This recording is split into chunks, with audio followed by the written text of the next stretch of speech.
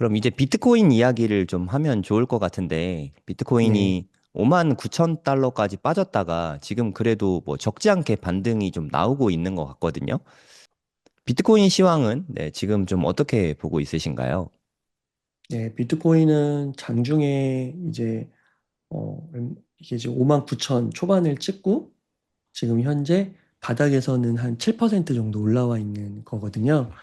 근데 이제 제가 볼 때는 어, 아직도 잘 모르겠어요. 음, 이게 추세가 반전됐다라고 말하기에는 좀 섣부른 것 같고요. 그리고 이거 요 정도로 갖고는 왜냐면 지금 보면은 이것도 결국 지금 되게 작은 박스권에서 움직이는 걸로 보이거든요. 그 다음에 주봉으로 봤을 때도 지금 이제 많이 하락을 했죠. 지금 요 맥디 상으로 봤을 때도 여전히 요 기준선을 올라오지 못하고 있고, 그 다음에 요 맥디선이 지금 하향세를 그리고 있습니다. 꺾였죠, 오히려. 그래서 이게 이렇게 꺾고 올라가서 이 기준선을 돌파할 때까지는 조금 더 지켜봐야 되지 않을까. 그러면 그 가격은 조금 더 올라올 때 판단할 수 있을 것 같아요. 그리고 오히려 이제 지금 일봉상으로 봤을 때 조금 RSI에서 조금 올라오는 듯한 느낌은 있긴 하지만 그래도 이게 뭐 계속 오른다 이렇게 말하기는 조금 어려울 것 같고요. 그리고 이제 최근에 또 매도세도 많이 나오고 해서 과연 이거를 분위기를 반전시켜서 이렇게 오를 수 있을 것이냐. 그것보다는 제 개인적으로는 박스권 내지 더 하락 가능성이 좀 더 커 보이거든요. 개인적으로는.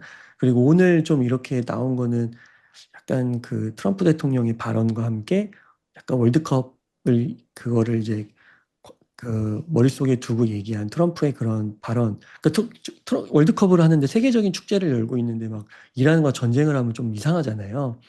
그래서 그런 것들 때문에 잠깐 이렇게 된 것 같고 전체적인 흐름은 아직은 하락 쪽이 더 강하지 않나, 또는 횡보? 예, 그런 쪽으로 저는 좀 생각이 듭니다. 하지만, 지금 구간은 저평가 구간인 것 같아요. 그래서, 음. 꼭 하락이 아니라 횡보일 수도 있기 때문에 박스권, 뭐, 매수하는 자리로는 나쁘지 않다라고 생각을 합니다. 네, 그러면 아직 뭐 사이클 상으로 봤을 때 10월까지는 계속 하락세가 될 거고 10월에 최저점을 찍을 거다. 이런 의견들도 시장에 꽤 많더라고요. 그 부분에 네. 대한 의견 어떻게 보시나요? 네, 그것도 되게 확률 높은 가능성일 것 같습니다. 그래서 10월이 저점일지 아니면은 이미 저점은 나왔고 그 위에서 계속 이렇게 맴돌면서 횡보를 하다가 10월이 지나서 올라갈지는 모르겠는데 둘 다 가능한 시나리오 같습니다. 그래서 음, 그거에 다 대비된 그런 전략 플랜을 좀 세우시면 좋을 것 같아요. 그래서 우리에게는 분할 매수라는 좋은 게 있잖아요. 꼭 진짜 막 바닥에서 사고 막 그런 게 아니라 한 무릎에서 사도 괜찮은 거잖아요. 그래서 지금 분할 매수 하기에는 저는 상당히 좋은 자리라고 생각하고 있습니다. 네. 그럼 분할 매수 기간은 어느 정도로 잡으면 좋을까요? 네, 그것도 그 투자자 그 부류를 좀 나눌 수 있을 것 같아요. 먼저 저를 좀 말씀드리면 저 같은 경우는 이제 비트코인을 좀 충분히 샀다고 생각을 합니다. 그런데도 이제 가격이 좋은 구간에 와서 욕심이 나는 거예요. 그래서 저는 최근에 이제 매수량을 3배 늘렸습니다. 그래서 음, 이렇게 3배를 늘려서 언제까지 살 거냐? 예, 우선 연말까지 계획을 좀 세우고 있습니다. 그래서 지금부터 뭐 10월, 11월, 12월 가격이 어떻게 될지 모르겠지만 한 6개월 정도 사고요. 그 다음엔 안 살 생각이에요. 그래서 음, 요게 이제 제 플랜인데 이제 플랜은 또 그때 가서 상황에 따라 달라질 수 있는데 우선 지금 큰 플랜은 그렇습니다. 그래서 올해 저는 매수를 이제 종료하는 게 이제 어, 그 계획이고요. 근데 만약에 목표량을 좀 채우지 못하신 분들은 어, 되게 조금 이제 그럴 것 같아요. 어떤 또 부류가 있을 수 있냐면 지금도 비트코인을 많이 못 채우고 또 지금도 이제 거의 못 채워서 지금 초기라고 한다고 하면은 비트코인을 좀 늦게 아신 거죠. 그 말은 이제 공부나 비트코인이나 이런 것에 대한 경험 이런 게 많이 부족하다고 생각이 들거든요. 근데 그런 분들이 급하게 샀다가 저처럼 뭐 6개월만 사고 딱 멈춘다고 하면 여기서 사짜 볼 수도 있다고 생각하거든요, 저는. 그러면 멘붕에 빠질 수 있을 것 같아요. 준비도 음. 안 상태에서. 그러니까 그러신 분들은 기간을 더 충분히 늘리셨으면 좋겠어요. 내년에 가격이 좀 더 오른다고 해도 뭐 1년 반이든 2년이든 아니면은 정말로 뭐 3년을 사시든 이렇게 하시는 게 더 좋을 것 같거든요. 그래서 정답이 있기보다는 각자의 포지션과 정도에 따라서 맞게 결국 판단을 해야 되지 않을까. 근데 저의 케이스는 이제 아까 설명을 드렸죠. 그래서 이런 식으로 한번 생각하는 그렇게 하면서 한번 결정을 해보시면 어떨까. 예, 그렇게 말씀을 드립니다. 그러니까 지금 저희 방송을 본다는 얘기는 아마 비트코인을 이제 막 모으시는 분은 사실 많지 않을 것 같아요. 이게 네. 침체장이라서 아무도 관심이 없는 시장이니까. 그러니까 음, 지금 저희 방송을 보고 있고 비트코인 이야기를 듣고 있으시다면 이미 그래도 어느 정도 갖고 있으신 분들이 가능성이 크거든요. 그러면 네. 어느 정도 수량을 모았다면 비트코인도 좋지만 반도체 위주로 모으는 게 더 좋다고 보고 있으신가요? 네. 그래서 제가 이제 그 부분도 좀 더 강조를 했었으면 좋았을 것 같은데, 이전부터 네. 자산 배분이 필수인 것 같아요. 그러니까 음, 애초에 비트코인이 아무리 좋아도 몰빵은 안 되는 것 같아요. 예, 그리고 반도체도 마찬가지입니다. 그리고 부동산도 마찬가지고요. 모든 자산이 다 마찬가지인 것 같아요. 그래서 음, 처음부터 적정 비율을 딱 정해놓고, 그러면은 예를 들어 뭐 내가 뭐 비트코인을 변동성이 크니까 한 5%만 담겠다. 그리고 반도체는 그래도 비트코인보단 검증된 자산이니까 뭐 한 15%를 담겠다. 그리고 뭐 S&P 500이나 나스닥 같은 지수는 결국 우상향을 하는 거니까 뭐 절반을 담겠다. 이런 식으로 정해놓고 그거를 그냥 이렇게 다 사는 거죠. 내가 현금 월적립식으로 한다고 하면은 뭐 100만 원이 들어온다고 하면은 50만 원은 지수, 뭐 15%는 섹터 ETF, 그리고 5%는 비트코인 이런 식으로 사는 게 좋은 것 같습니다. 네. 음. 그래서 그렇게 접근을 하는 게 좋을 것 같아요. 그래서 지금도 물론 비트코인이 가격이 되게 저평가 구간이라고 저도 생각하거든요. 하지만 여기서 또 2, 30% 빠질 수 있는 게 비트코인이라서 비트코인만 사는 거는 위험할 수 있을 것 같아요. 예, 그래서 반도체, 비트코인, 뭐 지수 ETF 다 골고루 공부하셔가지고 자산 배분을 하면 좋지 않을까. 그래서 결국은 시간을 오래 지속 가능하게 끌어가시는 사람이 부자가 되는 거니까 예, 그렇게 생각하시는 게 좋을 것 같고. 근데 뭐 내가 진짜 멘탈이 정말 강하다. 진짜 나는 멘탈이 정말 다이아몬드다 하시는 분들은 뭐 비트코인 몰빵 하시는 거죠. 뭐 그냥. 네. 근데 살 때는 멘탈이 다이아몬드인데 막상 하락하면 음, 멘탈이 부서지는 경우가 되게 맞아요. 그래서 많더라고요. 네. 그렇습니다. 네. 어, 그게 그리고 문제예요. 요즘에 제가 좀 깜짝 놀란 게 금값이 갑자기 엄청 떨어졌더라고요. 이게 맞아요. 뭐 유동성 때문에 그런 건지, 금 투자 지금 시점에서 어떻게 보시나요? 저는 금은 잘 모르겠어요. 너무 음, 어려워요. 그래서 금은 만약에 진짜 같더라도 뭐 5% 이내 소량 가질 것 같고요. 음, 금은 뭐 저 개인적으로는 없습니다. 그래서 음. 뭐 금은 금 사느니 그냥 비트코인 사겠습니다, 저는. 아, 금을 살 거면 차라리 비트코인이 낫다. 네, 근데 되게 의미심장한 그 말씀이네요. 네. 레이달리오가 얘기를 했는데 15% 비트코인하고 금하고 섞어서 사라고 했거든요. 네네. 그래서 그냥 금 괜찮으신 분들은 금 사셔도 좋고 테더 같은 경우도 지금 금 엄청 사고 있거든요. 음, 그래서 근데 금보다는 이제 저는 개인적으로는 어차피 5%밖에 안 살 거 그냥 비트코인 5%더 사겠습니다, 그냥. 음. 그러니까 어차피 그 포트폴리오로 담을 거면 금이랑 비트코인이랑 그 같은 카테고리에 놓고 뭐 이렇게 비중을 조절하면 음, 될까요? 맞아요. 레이달리오가 그렇게 얘기했습니다. 음, 그러면, 레이 달리오는 그렇게 해서 좀 수익을 좀 얻었을까요? 레이달리오는 그래도 좀 전설인 게 음, 거의 뭐 20년인가요? 30년인가 그거를 네. 계속해서 막 10몇 프로의 수익률을 계속 얻었잖아요. 근데 음, 그게 다 이제 그 사계절 포트폴리오에서 오는 거잖아요. 네.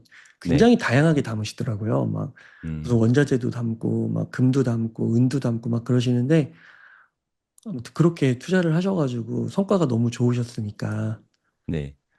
네. 최근 성과는 뭐 이게 사실 그 5%에서 8% 정도 나오더라고요.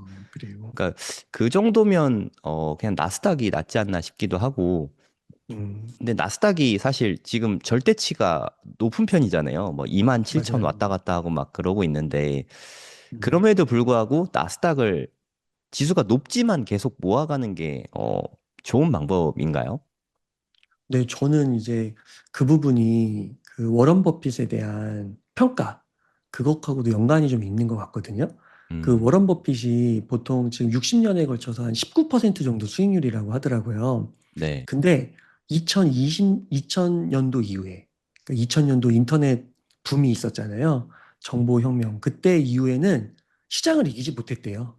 음, 그러니까 그 전까지는 어떻게 보면 약간 S&P 500에 들어있는 뭐 가치주라든지 뭐 제조업이라든지 뭐 소비재 이런 것들 있잖아요. 그런 거를 통해서도 수익이 꽤 높으셨던 것 같아요. 근데 2000년을 기점으로 이게 패러다임이 바뀐 거죠. 어떤 패러다임이. 근데 보면은 워런 버핏도 보면은 그 벤자민 그레이엄이 스승이었잖아요. 그 네, 스승이 담배꽁초 투자를 했다고 하잖아요. 그 네. PBR 엄청 낮은 거.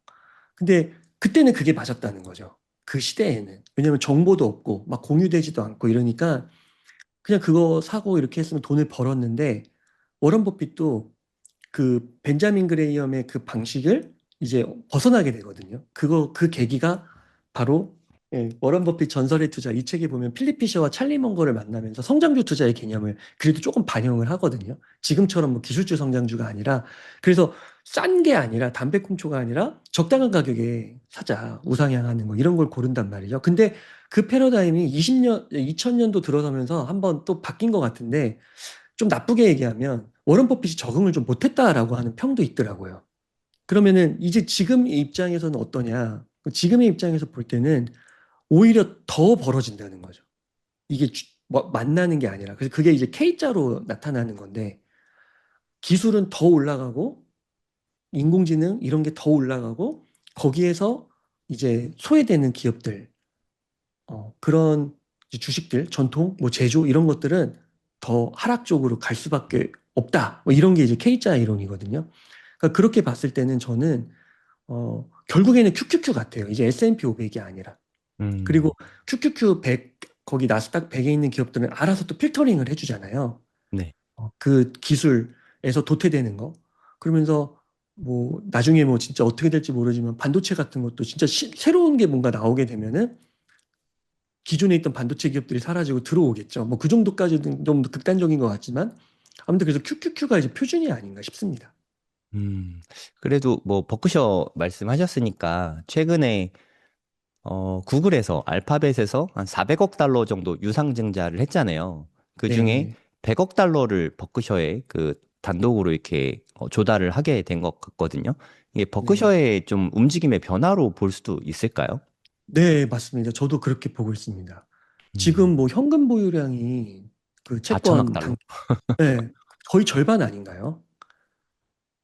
지금 절반 정도 되는 것 같아요. 주식하고 채권 비중이 거의 반반 되는 것 같아요. 그렇죠. 그러니까 네. 성과가 나올 수가 없는 것 같아요. 제 생각에는. 음, 그러니까 이제 그런 것들을 또 오랫동안 겪으면서 버크셔에서도 이제 워런 버핏이 은퇴를 하잖아요. 근데 워런 버핏도 실제 인터뷰에서도 그렇게 얘기를 하더라고요. 자기가 이제 너무 이제 시장이 과열된 것 같기는 한데 또 자기가 공부를 못 따라가고 있대요. 이런 음, 시대의 변화들. 그래서 이제 또 은퇴를 하는 것 같기도 하거든요. 그런 비슷한 맥락의 이야기를 하거든요. 그래서 그런 흐름과 함께 이렇게 구글에 유상증자 하면서 투자를 한 게 아닌가 싶기도 합니다. 네. 하여튼 워렌 버핏도 따라가기 힘들 정도로 시장이 지금 되게 급변하고 있는데 네. 어떻게 보면 반도체를 이 시점에 안 사는 것보다는 사는 게 안전할 수도 있겠네요. 네, 그래서 몰빵하면 안 되고 그 음, 대신 지금 이게 굉장히 많이 올랐기 때문에 그래서 더 갈 수도 있지만 조정을 받고 갈 수도 있는 거라서 네. 꼭 분할로 사시라 길게 보시고 그래서 앞에서 제가 저는 어떻게 하고 있는지를 말씀드렸으니까 참고하시고 뭐더 늘리셔도 되고 더 짧게 하셔도 되고 뭐 그렇게 선택하시면 되지 않을까 싶습니다. 그럼 중요한 건 모아가는 것까진 알겠는데 그러면 이미 좀 수익 중이신 분들이 생각보다 되게 많더라고요. 네, 네, 그분들은 익절을 고민하고 있으신 것 같은데 네, 지금 타이밍에 뭐 익절에 대해서는 어떻게 보시나요? 네, 뭐 많이 버신 분들은 뭐 본전 빼면 좋지 않을까요? 원금 정도. 본전 회수 정도는 괜찮은 것 같다. 이렇게 보면 네, 되겠네요. 뭐 한 30% 정도 파는 거는 너무 좋을 것 같고요. 음, 그러니까 많이 버셨으면. 네, 본인 수익에 음, 따라서 예를 들어 수익률이 뭐 한 200%다. 그러면 음, 내 본전은 좀 찾아서 수익금으로만 운영하면 멘탈에서 이길 수 있으니까 그것도 되게 좋은 방법이겠네요. 네, 맞아요.